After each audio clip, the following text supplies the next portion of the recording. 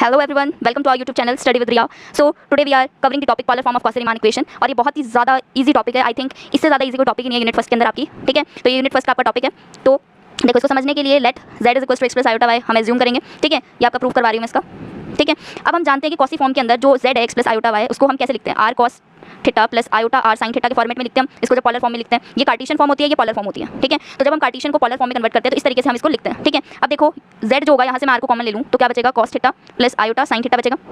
ठीक है, अब देखो, अब हम ऑलरेडी जानते हैं कि जो कॉस थीटा होता है प्लस आयोटा साइन थीटा होता है वो आपका ई आयोटा थीटा होता है। ठीक है, हम जानते हैं पहले से, तो इसकी जगह मैं ई आयोटा थीटा पुट कर सकती हूँ। इट मींस तो मैंने यहाँ पर ई आयोटा थीटा पुट कर दिया और इसको मैं इक्वेशन फर्स्ट नाम दे रही हूँ। ठीक है, अब देखो, अब हम ये भी जानते हैं ऑलरेडी, मैंने जो मेरी प्रीवियस वीडियो है उसको आप चेकआउट कर सकते हैं। ठीक है, तो मैंने प्रीवियस वीडियो में बताया था कि जो एफ जेड होता है वो U X plus comma Y V X comma Y, it means कि यू एक्स वाई का फंक्शन है और वी भी एक्स वाई का फंक्शन है। या फिर आप इसको शॉर्ट फॉर्म में इस तरीके से लिख सकते हो। ठीक है, इस तरीके से लिखते हैं हम एफ जेड को। अब हम क्या करेंगे, z की जो वैल्यू है वो हम सेकंड इक्वेशन में पुट कर देंगे। तो f z की जगह हम क्या पुट करेंगे, z की वैल्यू को पुट करेंगे, तो z थीटा हो जाएगा और ये u plus iota v as it is आ जाएगा। और इसको हम इक्वेशन थर्ड नाम दे देते हैं। यहाँ पर आप लिख लेना कि put the equation, put first into second. Okay, so ये आ गया। इसके बाद में आपको बस इजी सा काम करना है, दैट इज आपको पार्शियल डिफरेंशिएट करना है। ठीक है, partial differentiation with respect to R. ठीक है, हम क्या करेंगे, अब पहले इसको आर के रिस्पेक्ट में डिफरेंशिएट करेंगे, कुछ वैल्यू निकल के आएगी। फिर हम क्या करेंगे, इक्वेशन थर्ड को थीटा के रिस्पेक्ट में डिफरेंशिएट करेंगे, कुछ वैल्यू निकल के आएगी, देन हम फर्दर देखेंगे। ठीक है, तो सबसे पहले जब हम इसको आर के रिस्पेक्ट में डिफरेंशिएट करेंगे तो ये डैश आ जाएगा, ये आयोटा थीटा। देन ये एक बार डिफरेंशिएट हो गया, अंदर वाला पार्ट डिफरेंशिएट होगा तो क्या हो जाएगा, R iota theta. Del R के रिस्पेक्ट में करें तो आर आ जाएगा, then D U by D R plus iota del we by del R हो जाएगा आपका।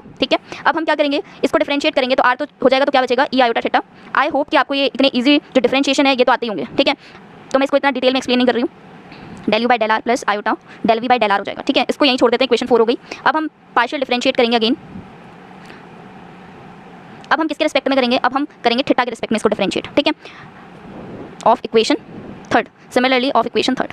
ठीक है, तो जब भी हम इसको डिफरेंशिएट करेंगे तो f dash r e iota theta, then del by del theta r e iota theta, then del you by del theta plus iota del we by del theta. इसको हम डिफरेंशिएट करेंगे तो यहाँ क्या बचेगा, r as it is, e iota theta का करेंगे तो आयोटा बचेगा और e iota theta as it is आ जाता है। और ये है ही, और ये मैंने बताया था आपको कि डिफरेंशिएशन को हम डैश से शो कर रहे हैं। ठीक है, del you by del theta del we by del theta हो जाएगा। ठीक है जी, इसको आप इक्वेशन 5 नाम दे दो। अब आप जब इन दोनों इक्वेशन को देखोगे तो आपको क्या पता चलेगा कि ये जो वैल्यू है आपकी, कौन सी वैल्यू, ये जो वैल्यू है आपकी वो हम अब यहाँ पर पुट कर देंगे। ठीक है, तो जब पुटिंग करेंगे हम वैल्यू तो हमारे पास क्या आएगा, हमारे पास आएगा आयोटा आर। अब इसकी वैल्यू यहाँ से पुट करेंगे तो ये वैल्यू यहाँ पुट कर देते हैं अपन। ठीक है, तो जब ये अपन यहाँ पुट करेंगे तो क्या आएगा, del you by del R plus iota del we by del R. Okay, and now ये वैल्यू हम एज इट इज पुट कर देंगे तो del theta plus del we by del theta हो जाएगा। ठीक है, इतना आई होप क्लियर होगा, इजी था, कुछ भी नहीं है इसमें यार। ठीक है, आयोटा आर, अभी देखो इसको अंदर मल्टीप्लाई कर रहे हैं, यहाँ करेंगे आयोटा स्क्वायर आ जाएगा।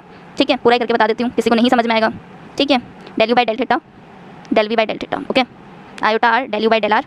आयोटा स्क्वायर हम जानते हैं क्या होता है, आयोटा स्क्वायर -1 होता है, ये रफ वर्क है इस साइड में। ठीक है, माइनस का R del we by del R del you by del theta plus iota del we by del theta. इतना आ गया क्लियर, समझ में, 6 आ गया इक्वेशन। अब आप क्या करेंगे, रियल एंड इमेजिनरी पार्ट को कंपेयर करेंगे, comparing real and imaginary part. Okay, so देखो, अब रियल पार्ट कौन सा होता है, रियल पार्ट बिना आयोटा वाला होता है। तो जब अपन इसको कंपेयर करेंगे तो क्या आएगा, del you by del theta minus R del we by del R. Okay, और इमेजिनरी पार्ट को कंपेयर करेंगे तो R del you by del R is equals to del we by del theta हो जाएगा। इसको इक्वेशन 7 नाम दे दो, इसको 8 दे दो। ठीक है, और ये क्या हो गई, 7 और 8 जो है आपकी R C R equation. C R equation means Cauchy Riemann equation, Cauchy Riemann equations in polar format, in polar format.